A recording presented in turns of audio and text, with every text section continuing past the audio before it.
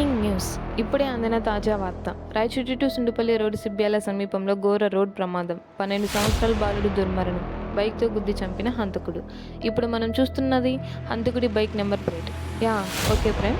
ఇప్పుడే అందిన సమాచారం మేరకు హంతకుడి బైక్ మీద ముఖం కనిపించకుండా వెళ్తున్న ఫోటోని ఇప్పుడు చూడొచ్చు. పోలీసులు ఘటనా స్థలం నుంచి పిల్లవాడిని హాస్పిటల్ తరలించారు. హంతకుడి కోసం గాలిస్తున్నారని సమాచారం.